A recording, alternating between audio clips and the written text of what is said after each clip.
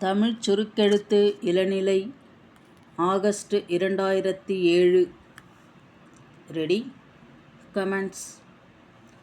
பெருமதிப்பிற்குரிய நண்பர்களே, கிராமப் பொருளாதார வளர்ச்சிக்கு மூலாதாரமாக விளங்குகின்ற கால்நடைகளின் கண்காட்சியை தொடங்கி வைத்து உரையாற்றும் வாய்ப்பினை அளித்த உங்கள் அனைவருக்கும் நன்றி கலந்த வணக்கத்தை தெரிவித்துக் கொள்கிறேன்.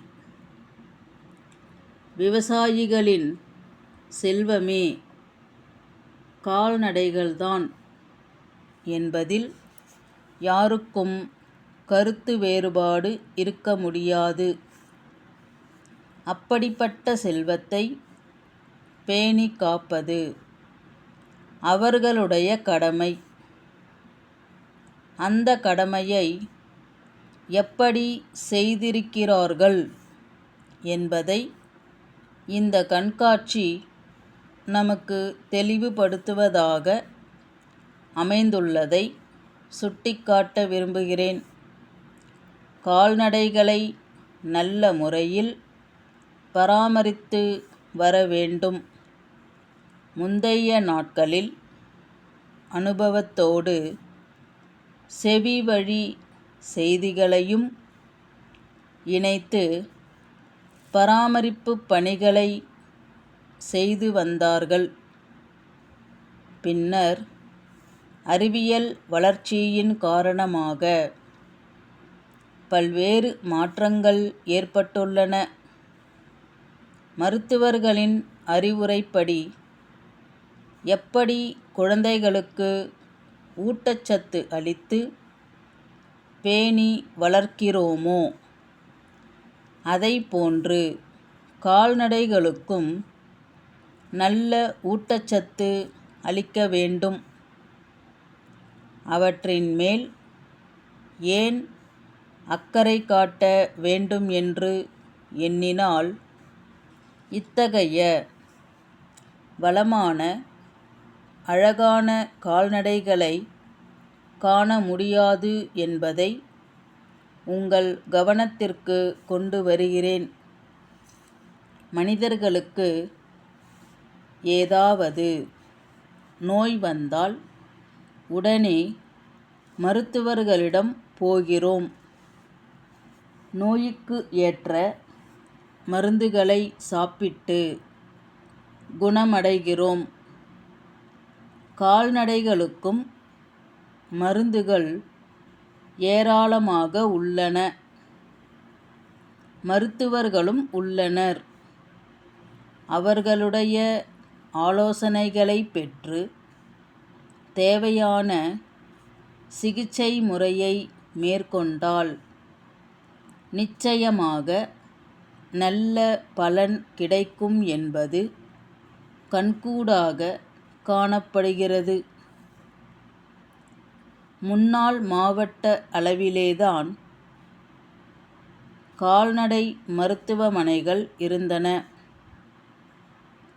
பின்னர் தேவையை பொறுத்து வட்டார அளவிலேயும் தொடங்கப்பட்டன. விவசாயிகளின் வசதிக்காக நடமாடும் மருத்துவமனைகள் கூட தொடங்கப்பட்டுள்ளன. அந்த வசதிகளை நீங்கள் முழுமையாக பயன்படுத்திக் கொள்ள வேண்டுமென்று கேட்டுக்கொள்கிறேன். ஆண்டு முழுதும் வேளாண் தொழில் நடைபெறுவதில்லை. அதனால் விவசாய குடும்பத்தினருக்கு வருவாய் ஈட்டும் திட்டங்கள் பல தொடங்கப்பட்டுள்ளன. குறைந்த விலையில் மாட்டுத் தீவனங்கள் வழங்கப்படுகின்றன. கூட்டுறவு சங்கங்கள் மூலம் கறவை மாடுகள் வாங்க கடனும் மானியமும் அளிக்கப்படுகின்றன.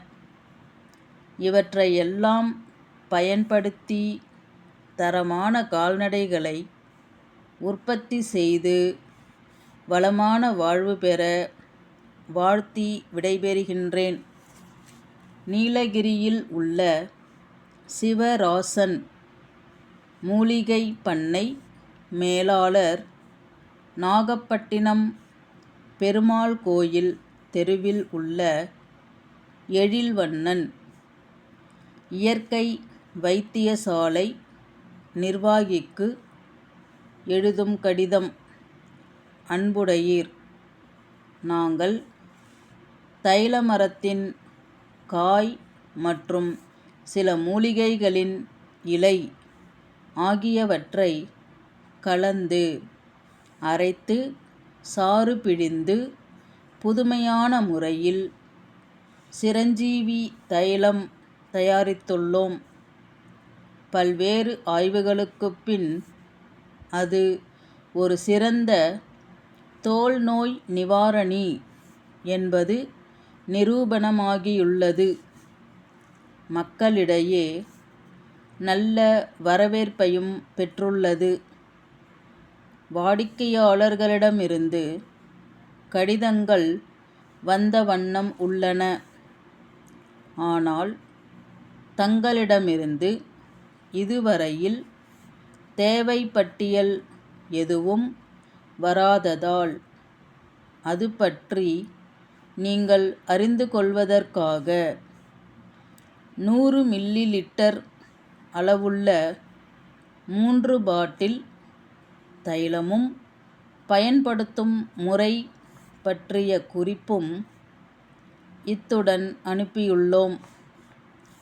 சலுகை விலையில் தங்களுடைய தேவைக்கு உடனடியாக எங்களை தொடர்பு கொள்ள வேண்டுகிறோம். தங்கள் நம்பிக்கையுள்ள